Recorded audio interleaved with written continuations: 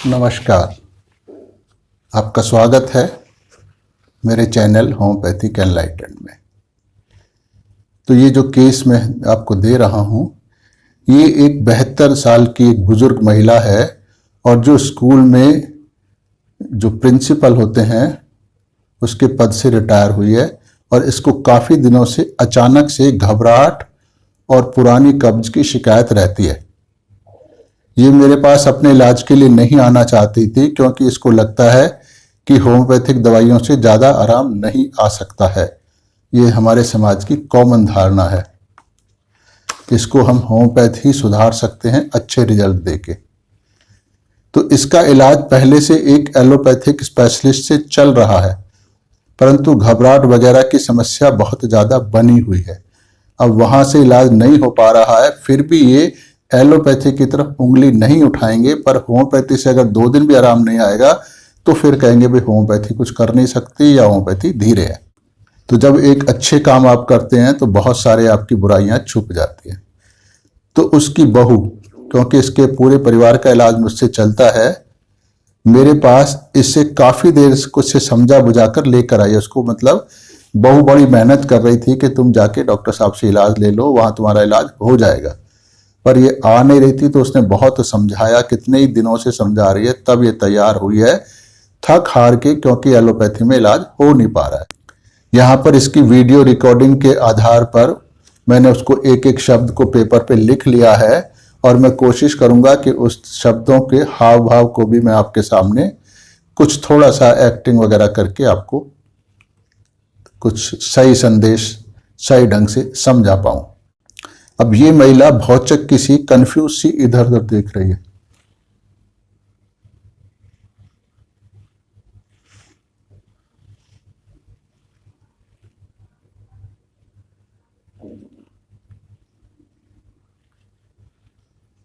तो इसकी बहू कहती है, मम्मी जी बताओ आपका मन कैसे करता है और मन क्या क्या करने को करता है, मतलब आप घर में अकेली रह सकती हो क्या, ये बताओ डॉक्टर साहब को। तो बहू ऐसा क्यों कह रही है, अकेली रह सकती हो क्या? इसका मतलब है ये अकेली रहने में आनाकानी करती होगी, सबको कहती होगी कि तुम बाहर मत जाओ, मेरे को घर में मेरे साथ रहो। अरे मन तो मेरा यही है कि अब मैं अकेली नहीं जीऊंगी, चली जाऊंगी। अब चली जाऊंगी तो मैं उससे पूछता हूँ चली जाऊं या चली जाऊंगी, दोनों बातों में बड़ा अंतर है। चली जाऊं मतलब मर जाऊं, एक ये है, ये तो इच्छा हुई, और एक चली जाऊंगी ये एक प्रेडिक्शन हुआ कि मैं अब कुछ ही दिनों की मेहमान हुआ मर जाऊंगी। तो दोनों बातों में बड़ा अंतर है, इसलिए मैं कंफर्म कर रहा हूं कि चली जाऊं या चली जाऊंगी। चली जाऊं। तो ये रूब्रिक मैंने जो बनाए हैं दोनों, इन छोटी सी बातों से ही मैं आपको वो भी साथ साथ पढ़कर बताता रहूंगा। पहला था कि मैं अब चली जाऊंगी, तो यह है डेथ, प्रेजेंटिमेंट ऑफ डेथ। बाद में इन सब रूब्रिक्स की आपको व्याख्या दूंगा। और चली जाऊं यानी मर जाऊं, ये है डेथ डिजायर। तो इसकी बहू पूछती है कहाँ चली जाऊं। उसको भी काफी चिंता रहती है इसकी, क्योंकि सारा परिवार इसको बहुत प्यार करता है, इसकी इज्जत करता है। अच्छा आप ये बताओ कि चली जाऊं या अब मैं चली जाऊंगी मतलब मर जाऊंगी, क्या कहना चाह रही हो आप? अरे मैं अकेली रह जाती हूं, जब ये सब मुझे घर पर अकेला छोड़कर चले जाते हैं तो लगता है कि मैं ऊपर से छलांग लगाकर मर जाऊं या कुछ खाकर मर जाऊं। मतलब परिवार के लोग इसको छोड़ के चाहते होंगे कहीं ना कहीं, तो ये कह रही है कि मैं मर जाऊं, छत पे से छलांग लगा लूं। अगर इसमें इतनी हिम्मत होगी तो लगा ही लेगी ना, तो हिम्मत नहीं होती है इसलिए लगाती नहीं है। घर वालों को कैद अपने पास रखने का इसके लिए ये एक प्रयास है एक्टिंग करके। तो इसको कहते हैं सुसाइडल डिस्पोजिशन हाइपोकॉन्ड्रियसिस बाई, पहला। और इसी से दूसरा है सुसाइडल डिस्पोजिशन सैडनेस फ्रॉम, क्योंकि जब अकेली हो जाती है तो अपने आप को बहुत अकेली, बीमार, उदास महसूस करती है, तो इसलिए लगता है कि मैं आत्महत्या ही कर लूं जिससे इन सब समस्याओं से मुझे छुटकारा मिल जाए। ये उसकी भावना होती है उसके अपने कहने के अनुसार, पर असलियत में ये होती नहीं है। तो ये रूब्रिक तो हम ले लेते हैं, परंतु वास्तव में ये रूब्रिक होते नहीं है। रूब्रिक वास्तव में वो होता है जो इसके पीछे रोगी के दिल में, दिमाग में बात चल रही होती है, जिसको कहना चाहिए वो कहना क्या चाहता है, मन में क्या, वो असली रूब्रिक होता है। ये ऊपर वाले जो है सुपरफिशियल होते हैं, और जब इनसे मिलके इनके आधार पे दवाई दी जाती है तो फिर वो काम करती नहीं है, क्योंकि ये तो उस रोगी की पर्सनैलिटी है नहीं। जैसे किसी को कहीं ट्रेन पकड़ने जाना है, उसको डर है कि ट्रेन ना छूट जाए मेरी, अब उसके पीछे भी आगे कुछ और हो सकता है कि ट्रेन छूट गई तो क्या होगा, उसके पीछे भी हो सकता है कि अगर मैं समय पे नहीं पूछा तो मेरी माँ का क्या हाल हो रहा होगा। तो दिमाग में माँ की चिंता है तो फिर ट्रेन छूटने की चिंता वाला रूब्रिक नहीं रहा, पर हम देखते हैं कि ट्रेन छूटने वाला रूब्रिक ले लेते हैं। तो उसके बैकग्राउंड में क्या चल रहा है वो असली रूब्रिक होता है, उसर जाना होता है, हमारे को वही समझना होता है, चाहे आप उसके हाव भाव से समझ जाओ या उससे पूछ पाछ के समझो। तो मैं इसको कहता हूं, अच्छा मतलब आप आत्महत्या करना चाहती हो? हाँ हाँ, आत्महत्या। ऐसा क्यों कर रही हो माता जी? अरे घर पर सब खराब खराब लगता है मुझको, सब खराब लगता है। मतलब घर इसका बहुत आलीशान है, बहुत साफ शुद्ध, बहुत ही अच्छे डेकोरेटेड है, तो इसको खराब क्या लगता है? अच्छा, घर खराब लगता है मतलब घर अच्छा नहीं लगता, या फिर घर वाले अच्छे नहीं लगते? दो बातें होती है ना, एक तो जिस मकान में रहते हैं वही गंदा लगता है, एक यह कि घर वालों का स्वभाव अच्छा नहीं लगता है।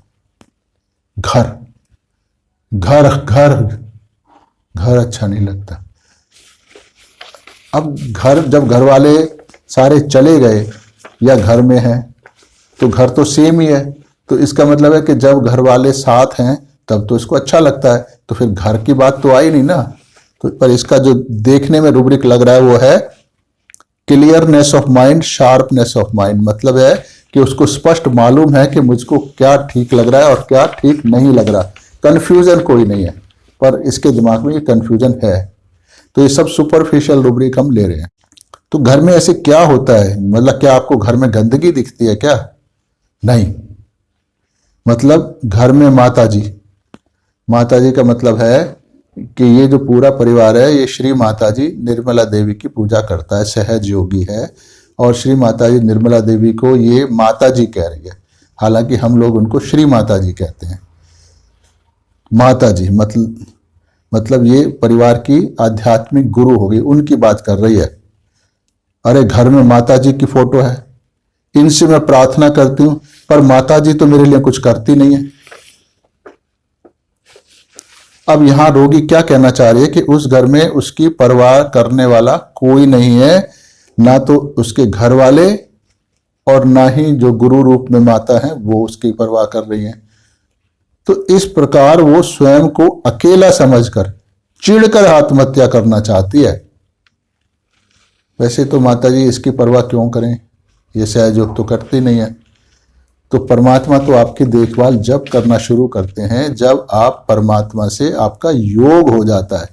श्री कृष्ण ने भी कहा है कि योग क्षेम वहाम्यम, आखिर आप पहले योग को प्राप्त करो तो फिर तुम्हारे क्षेम की जिम्मेदारी मेरी है, तो पहले नहीं है।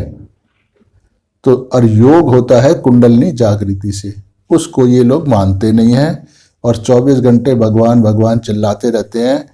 उससे नुकसान बहुत ज्यादा होता है, क्योंकि इस युग में मानव को परमात्मा के नाम लेने तक का अधिकार नहीं है। अब है कि आप परमात्मा से जुड़ो, उनसे मिलो कुंडली जागृति के द्वारा, और उसके बाद फिर एक बार भी आप परमात्मा का नाम लोगे तो आपका काम बन जाएगा। अगर आप और अच्छे से समर्पित हो जाते हो तो फिर परमात्मा आपकी हर चीज की जिम्मेदारी खुद लेते हैं और आपको हर प्रकार का ज्ञान सुख समृद्धि वो देते हैं, फिर आपको प्रार्थना तक नहीं करनी पड़ती है। तो ये अंतर है। और हर इंसान ये समझता है कि मैं सहयोग में क्यों जाऊं, मैं कुंडलनी क्यों जबाऊं, मेरे तो फलाने गुरु जी हैं, मैं तो फलाने धर्म का हूं, वगैरह वगैरह, जो भी उनके थॉट प्रोसेस हैं। पर उन बेचारों को ये नहीं मालूम है कि जो कुछ भी आपका धर्म है वो तैयारी थी सहज योग की, तो वो थ्योरी है और सहज योग आप ही के धर्म का प्रैक्टिकल है। तो प्रैक्टिकल ज्यादा जरूरी होता है, थ्योरी सिर्फ इसलिए होती है कि आप आपके दिमाग को तैयार किया जा सके कि आपको ऐसे कर। तो इसलिए श्री माता जी भी इसकी प्रार्थना को सुनेंगी नहीं, क्योंकि ये माता जी को मानती नहीं है, ये सहयोग नहीं करती है, परिवार करता है। तो इसका मतलब मैं उससे पूछता हूँ कि आप माता जी से आखिर क्या प्रार्थना करती हो।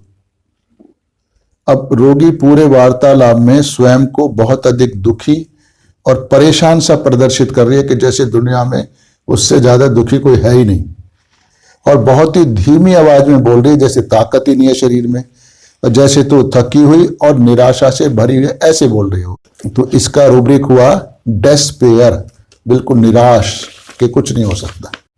रोगी बोलती है, और यही प्रार्थना करती हूं कि माता जी मुझ पर दया करो, मुझे निर्विचार करो, मतलब मेरे विचारों को शांत कर दो, ताकि मैं और ज्यादा परेशान ना हूं अपने विचारों से।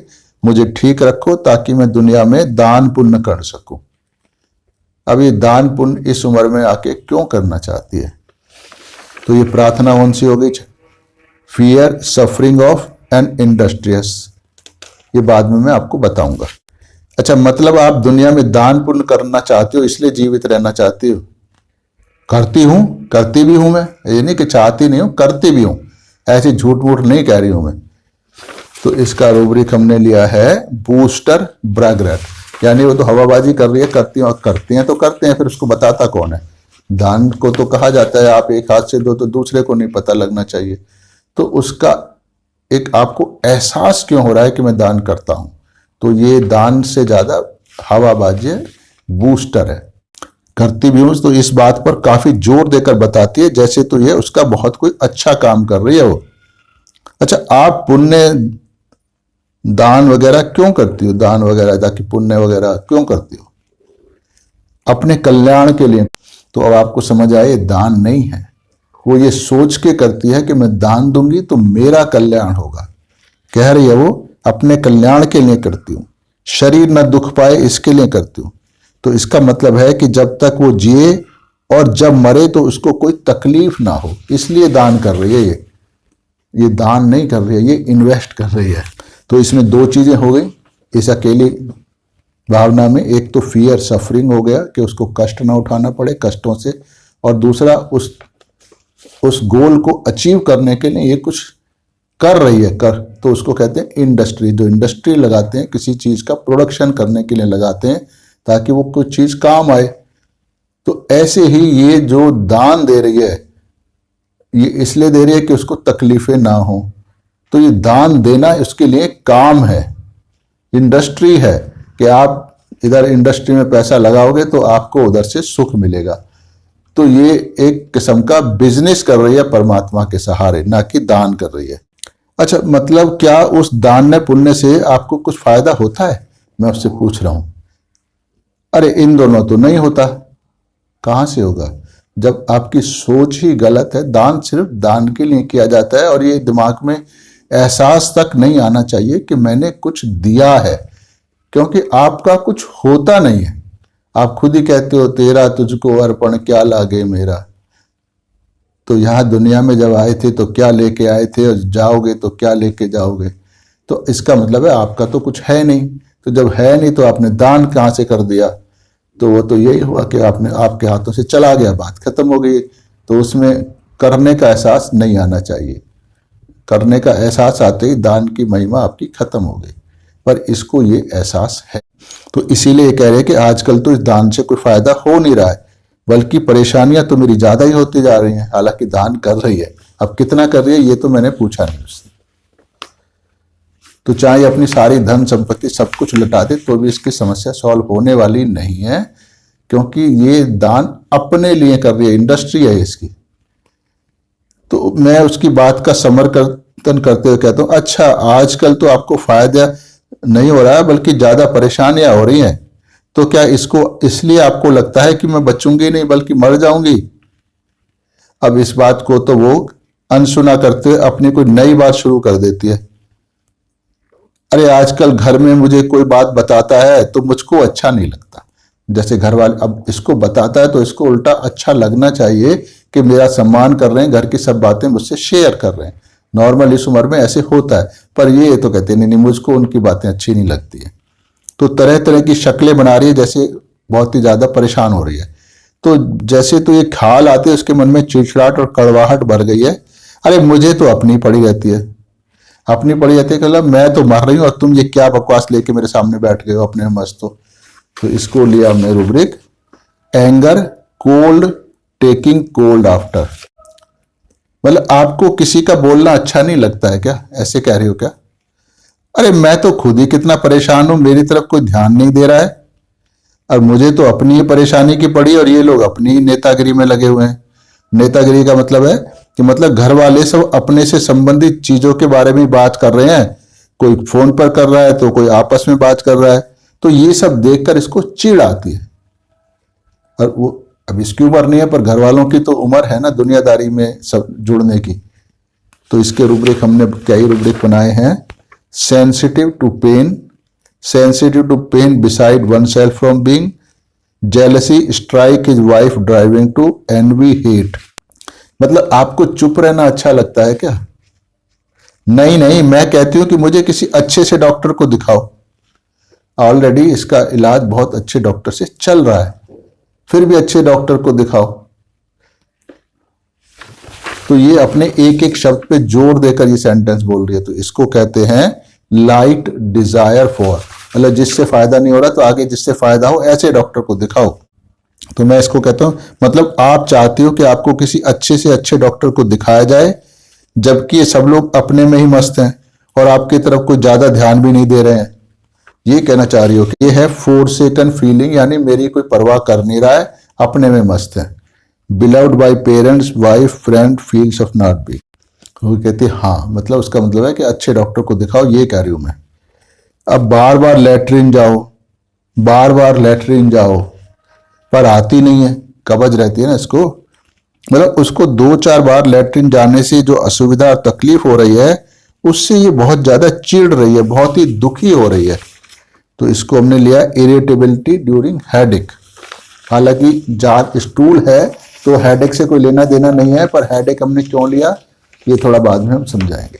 तो इसकी बहू बताती है, इस पर रोगी की बहू बताने लगती है कि मम्मी को कब्ज रहती है डॉक्टर साहब, मम्मी उसके लिए कोई देसी चूरन लेती हैं तो उससे इनको एकदम से खुलकर लैट्रिन आती है। मुझे ऐसे लगता है कि इनका पेट कुछ कमजोर हो गया है। अब बहू बड़े सहानुभूति पूर्वक बोल रही है ये, तो इसका मतलब है उससे प्यार करती हो। तो मैं उसको कहता हूँ, मुझे तो ऐसे लग रहा है कि आप तकलीफों से परेशान हो रही हो और उन तकलीफों से आप छुटकारा चाहती हो। असली बात तो यही है कि आपको मरने की इच्छा नहीं है, पर आप सुख से जीना चाहती हो। हाँ हाँ मैं हाँ, मतलब यह है कि हाँ जो आप कह रहे हो वही है, मरना नहीं चाहती हूं मैं, पर मुझे उसकी बात समझ आने से उसको कितनी प्रसन्नता हुई है। तो ये हुआ लाइट डिजायर फॉर, यानी उसको मिल गया कि हाँ भाई मेरी बात को डॉक्टर समझ गया, तो अब मेरे को शायद ये ठीक कर लेगा। अच्छा, अब वो आगे बुढ़िया बोलती है, अब घर में शादी हो रही है, मतलब इसके पोते की शादी है, अभी 3-4 महीने बाद होने वाली है, पर मुझे कोई शौक नहीं है, ना कोई खुशी है। हो जाए तो हो जाए, नहीं हो जाए तो ना जाए, मेरे से क्या लेना देना, मुझे क्या लेना देना उसकी शादी से। अब पोते की शादी दादी के लिए एक बहुत बड़ा इशू होता है। सबसे ज्यादा प्रसन्नता दादी को होती है पोते की शादी देखने में, पर ये क्या कह रही है, अरे हो जाए तो हो जाए, मुझे क्या लेना देना उसकी शादी से। तो ये एक बहुत ज्यादा एक्सट्रीम सेल्फिशनेस एटीट्यूड है। अब यहां मैं मर रही हूं और तुम्हें शादी की पड़ी है।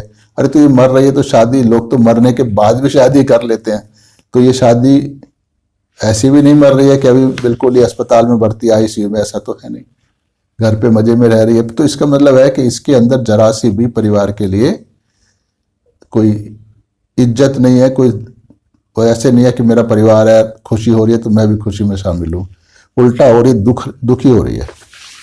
तो इसको हमने लिया था एवर्जन फैमिली मेंबर्स टू। तो मैं इसको कहता हूं, इसका मतलब आप बीमारी से बहुत ज्यादा दुखी हो रही हो, ये मतलब है। हाँ हाँ हाँ हाँ, ऐसे बोलती है। तो अच्छा, तो दवाई आप खाना चाहती हो या नहीं खाना चाहती हो? दवाई तो मैं खाना चाहती हूं जिससे मैं ठीक हो जाऊं। तो ये हुआ लाइट डिजायर फॉर। तो यहाँ अपने चेहरे पर एक चमक, जब भी उसने कहा मेरे को लग गया ना भी डॉक्टर को मेरी बात समझ आ गई है, तो उसके चेहरे पे एक चमक आ गई है खुशी की। तो यानी उसके सामने एक आशा की किरण आ गई कि हाँ भाई अब ये डॉक्टर मेरा इलाज कर लेगा। तो इसलिए इसको कर लिया गया लाइट डिजायर फॉर। तो मैं इसको अच्छा आप कोशिश में तो लगी हो कि आप ठीक हो जाओ, मुझे किसी तरह से आराम आ जाए, चैन आ जाए, अपनी तरफ से भी कोशिश तो कर रही हो आप। हाँ हाँ, मैं चाहती हूँ मैं ठीक हो जाऊं, नींद आ जाए। तो ये भी लाइट डिजायर ही है। आप नींद चाहती हो क्या? अरे नींद तो आती रहती है। यहां थोड़ा रुक कर बोलती है जैसे कोई बात याद आ गई हो। रात में 4-5 बजे उठती हूं, लैट्रिन जाती हूं, पानी पीती हूं, फिर भी नहीं आती है। फिर पानी पीती हूं, फिर जाती हूं, तो फिर भी नहीं आती है। ऐसे ही चलता है बहुत देर। अच्छा तो आपको कब्ज रहती है? मैं उससे पूछता हूं। तो रोगी पता नहीं कौन से ख्याल में खो गई, शांत रहे, काफी देर बैठ रही, फिर बोलती है अपनी उंगली के इशारे से, एक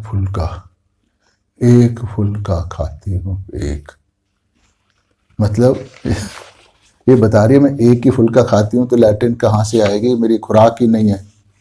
अच्छा, हाय हाय ऐसे करने लगती है। ये नौटंकी बहुत ज्यादा कर रही है। तो इसकी बहू, अरे मम्मी कल तो आपने 2 फुल्के खाए थे। मुझको कुछ याद नहीं है। याद तो सब होगा इसको, पर ये अपनी बात को री इन्फोर्स कर रही है कि मैं कुछ खाती पीती नहीं हूं, मैं बहुत ज्यादा बीमार हूं, मेरी तरफ ध्यान दो। ये सब नौटंकी का ये मतलब है। तो बहू बताती है, हाँ वही तो ना जी, मैं कह रही हूं कि कल 2 फुल्के खाए हैं, इन्होंने आम भी खाया है और बहुत दाल रोटी बड़े अच्छे से खाई थी, आम भी काफी खाता, क्या ही पूरा आम भी इसने खा लिया था। जो कुछ भी आपको अच्छा लगता है वो तो सब कुछ आप खाती रहती हो। तो मैं ऐसे पूछूं भी क्या आपको लगता है कि दवाई से आपको थोड़ा सा चैन आ जाएगा, कुछ आपको कोई आशा वाशा बनी है, या बहू ले आई है तो इसलिए आ गई हो? हाँ हाँ, आंखों में उसको एकदम चमक आ जाती है जब मैं उससे पूछता हूँ ना आराम आएगा। तो ये तो नहीं लगता कि मैं बचूंगी नहीं अभी? तो गर्दन हिला के कहती है, नहीं ऐसे नहीं लगता कि बचूंगी नहीं, बल्कि मैं तो चाहती हूँ बचना और आराम से जीना चाहती हूँ। अभी सारा दिन हो गया जी, अब मैं परेशान हो रही हूँ।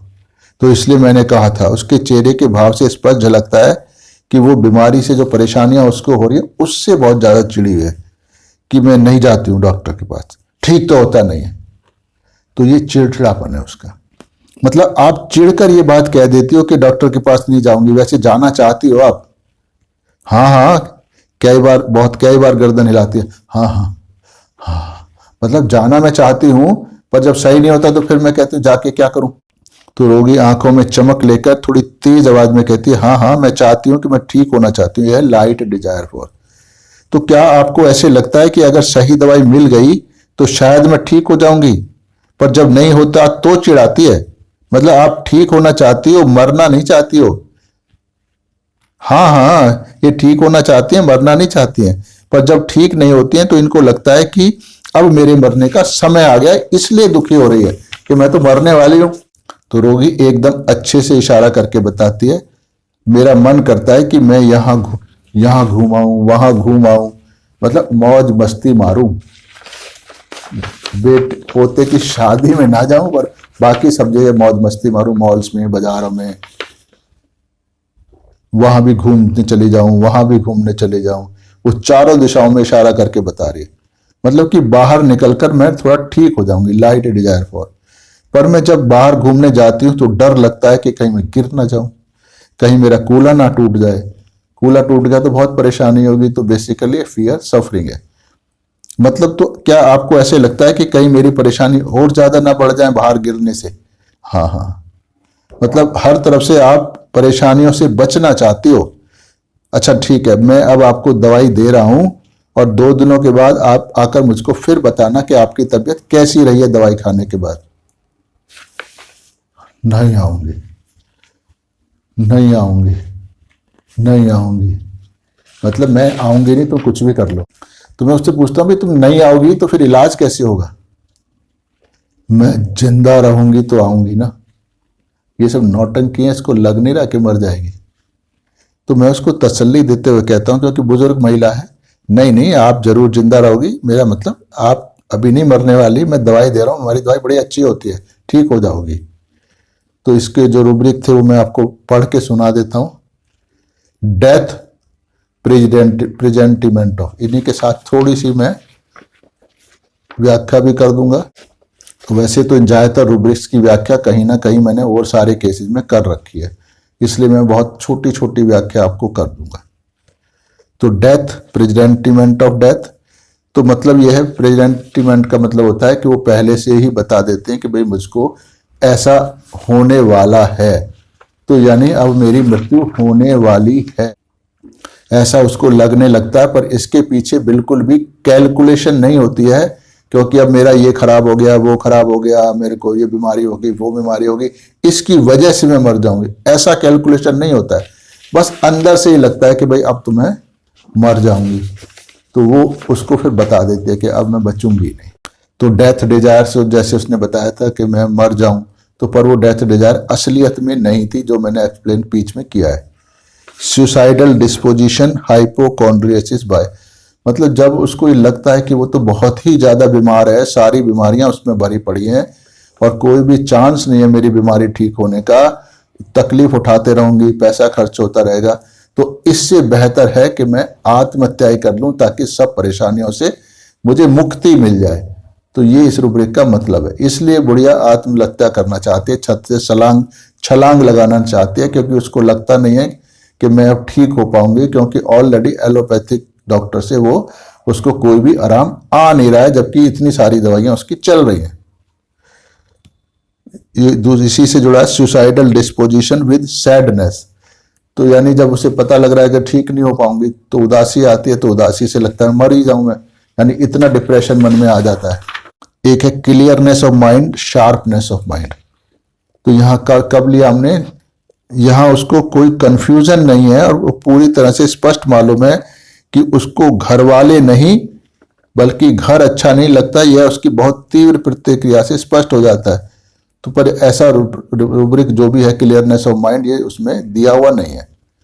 एंग्विश, एंग्विश का मतलब होता है कि बहुत अधिक पीड़ा होना, वो मानसिक पीड़ा और शारीरिक पीड़ा, अगर बहुत जोड़ों में दर्द, फलाना दर्द, तो तरह तरह के दर्द हैं, तो वो तो एंग्विश हुआ। और ये एंग्विश होता है कि जब आपका दिल दुखी होता है किसी भी वजह से, किसी के कहा सुनी होने से, किसी के आपके अपमान करने से, कोई चीजें ठीक ना हो रही हो उसके करने से, तो ये मन में बहुत ही ज्यादा दुखी है। तो अब बीमारी को लेके, घर वालों के हालात को लेके, उनकी रिएक्शन जो उसको देखभाल नहीं कर रहे हैं, इन सब बातों से इसको बहुत दुख हो रहा है कि मैं तो मर रही हूँ। उसने कहा ना मैं मर रही हूँ और इनको अपनी नेतागिरी की लगी हुई है, तो यानी मैं मर रही हूँ तो मुझे बचाओ, ये तभी होता है जब आदमी को दुख हो रहा हो, तो इसको एंग्विश लिया जाता है। प्रेइंग, तो इस रूब्रिक के सामने कैलकेरिया कार्ड नहीं दी गई है, पर ऊपर बता रही है कि मैं तो माता जी से प्रार्थना करती हूँ, तो पर ये असलियत में प्रार्थना नहीं करती है। तो उसको लगता है कि भाई यहाँ डॉक्टर से सही हो जाऊं या माता जी से सही हो जाऊं, ये तो सिर्फ उसका तरीका है कि कहीं से भी हो सही हो जाऊं, तो ये नहीं है। प्रेयर जो की जाती है, थोड़ा सा श्रद्धा तो आपकी होती है, उससे आप थोड़ा सा तो नीचा अपने आप को समझते हो, तभी प्रार्थना कर रहे हो ना उससे। तो यहाँ ऐसा नीचा विचा नहीं समझने चाह रही है, उसको ये पता है भाई ये घर वाले इनसे मांगते रहते हैं, तो मैं भी इससे मांग लूं तो ताकि मुझे मिल जाएगा, क्योंकि इनको भी मिलता है, पर इसको नहीं मिलेगा क्योंकि ये सहयोगी है नहीं। जब तक परमात्मा से संबंध आपका ना हो, परमात्मा आपको कुछ नहीं देते हैं, दे नहीं सकते हैं। एक है फियर सफरिंग इंडस्ट्रीज, जो क्या है ये पहले बताया था कि इसको कष्ट होता है अपनी तकलीफों से और चीज़ों से, और इसलिए उससे बचने के लिए ये दान पुण्य करती है। तो ये उसकी दान पुण्य एक इंडस्ट्री है।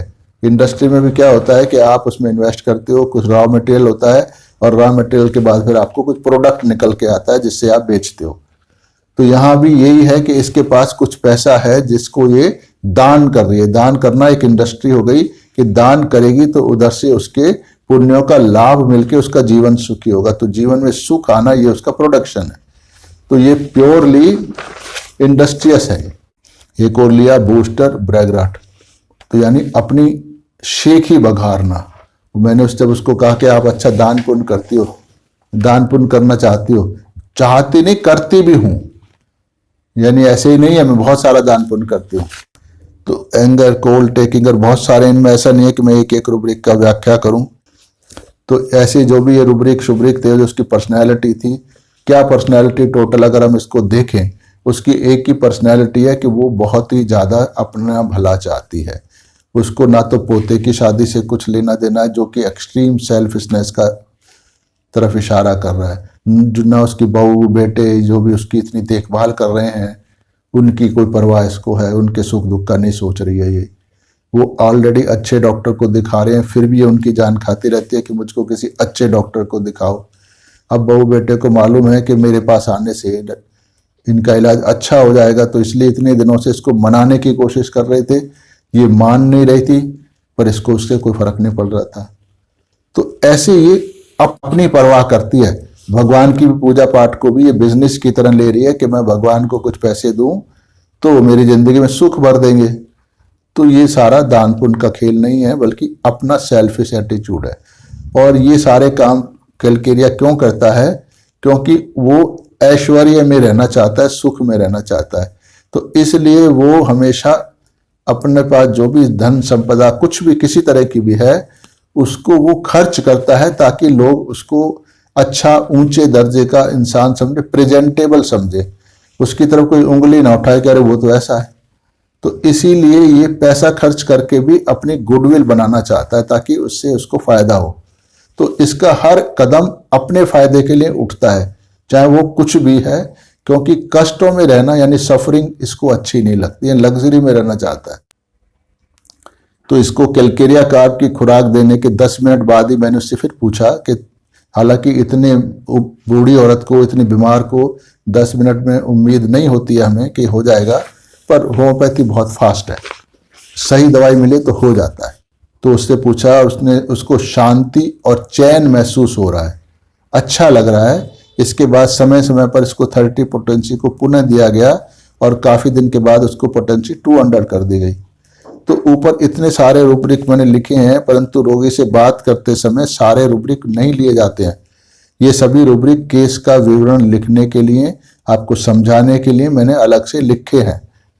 तो इस छोटे से वार्तालाप में अनेकों रूब्रिक छुपे होते हैं, तो इस कारण से लिखे गए ताकि औषधि की प्रकृति समझ में आ जाए आप लोगों को। परंतु केस लेते समय मैं कुछ ही रूब्रिक लिए थे जो मैं अब आपको पढ़ रहा हूं। यानी उस समय मेरे दिमाग में ये रूब्रिक थे कैलकेरिया कार्ब के: fear, suffering of, light desire for, industrious mania for work. हालांकि ये कोई काम नहीं कर रही है, पर उसने जो बताया दान पुण्य करना, ये काम ही है उसके लिए। तो इन्हीं 3 रूब्रिकों के आधार पर मैंने उसको कैलकेरिया कार्ब दी थी, जिसका परिणाम बहुत अच्छा रहा, जिससे हमें पता लगता है कि हमारा जो सिलेक्शन है मेडिसिन का वो एब्सोल्युटली करेक्ट है। तो आगे इसको जैसे जैसे जरूरत पड़ती है हम कैलकेरिया कार्ब रिपीट करते गए, क्योंकि इस उम्र में जब वाइटैलिटी इतनी लो होती है तो मेडिसिन का रिपीटिशन बहुत ज़्यादा जरूरी हो जाता है।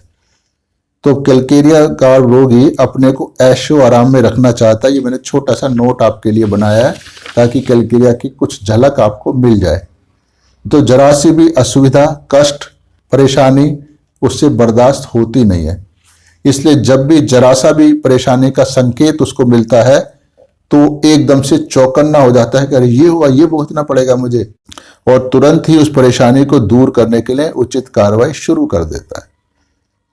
अच्छा, अपने को दूसरों की निगाह में श्रेष्ठ, अमीर दिखाने के लिए वो हर संभव प्रयास करता है। यानी उसको कभी भी ये नहीं लगना चाहिए कि दूसरे मेरी तरफ कहेंगे कि अरे वो क्या कैसा बंदा है। तो अपनी कमजोरियां किसी के सामने साबित ना हो, बल्कि लगे कि ये आप जितने भी लोग हैं उनसे ज्यादा बेटर मैं हूं, ये कैलकेरिया कार्ब दिखाना चाहता है। पर उसको ये भी मालूम होता है कि मेरी वीकनेस ऐसी है, मेरी ये कमजोरियां ऐसी हैं, कंफ्यूजन दिमाग में ऐसा है कि सामने वालों को दिख जाएगा। इसलिए वो कंपनी अवॉइड करता है ताकि उसको अपनी कंफ्यूजन दूसरों को ना दिखे। तो अपने को दूसरों की निगाह में श्रेष्ठ, अमीर दिखाने के लिए वो हर संभव प्रयास करता है।